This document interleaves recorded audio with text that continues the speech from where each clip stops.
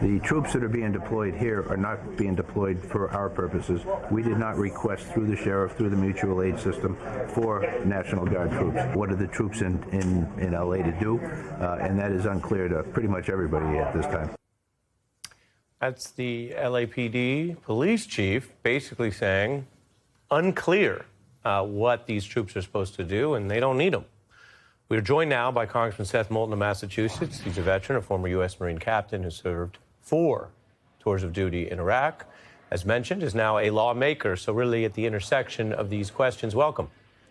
Good to see you, Ari. Should the Marines be on the streets of L.A. tonight? No, they should not, because Trump is breaking the law to send them there.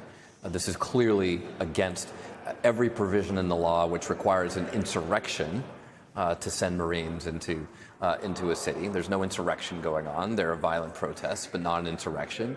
It's also not what the Marines are trained to do, and they haven't been requested by anyone in Los Angeles. Remember, Trump and the Republicans are supposedly the party of states' rights, right? We're not even going to make sure that we preserve the right for women to make their own health care choices nationwide. But here we're going to shove active duty troops down the throats of L.A., whether they want them or not. Yeah, and it looks like what you see out of a military state. It looks like the exact thing that most presidents have said.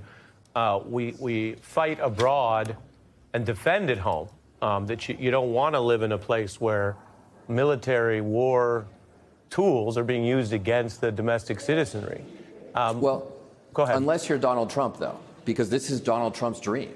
He's never respected what we Marines do overseas. Remember, this is the guy who attacked John McCain for getting captured in Vietnam, right? He's never respected what Marines do overseas, but he's always wanted to use them to enforce his political agenda here at home. This is a dream for him.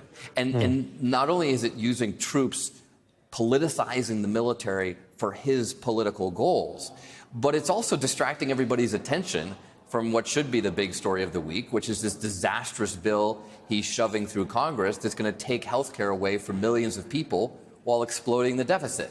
So this is exactly Trump's playbook. This is exactly what he wants to do. The rest of us need to stand up for the Constitution and the law. The written powers that he claims to do this assert that he could do it anywhere in the country, not just in California. The deployment of the Marines is the first time that's happened in a long time, and certainly in this term.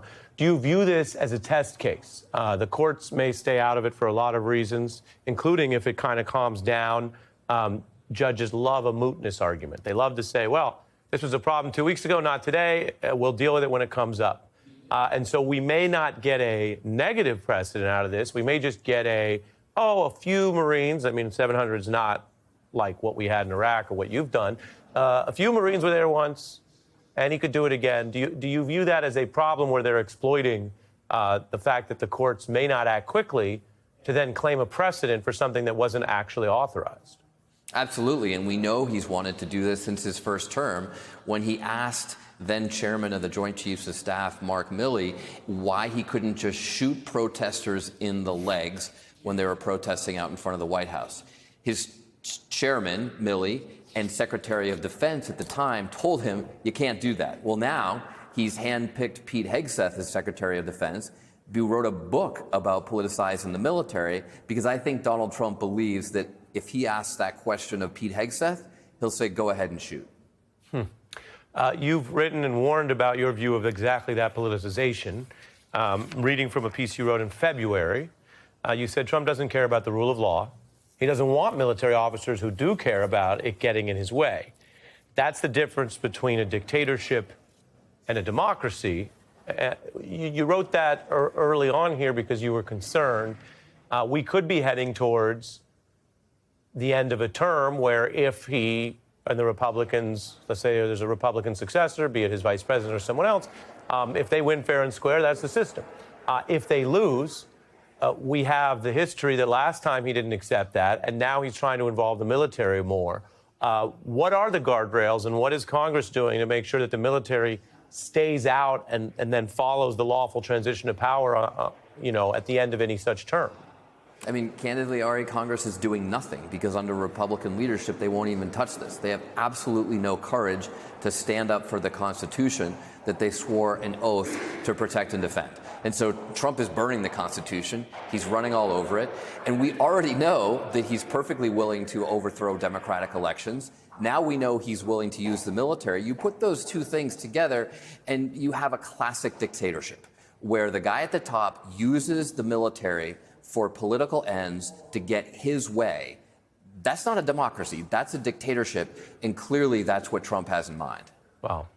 The other piece of this is not at that grand scale, but it's something you know a lot about. And I wanted to ask you is, what about the perspective of people who sign up for our military, who serve as you did, but they make a commitment to go serve under certain plans and rules, certainly a code of conduct.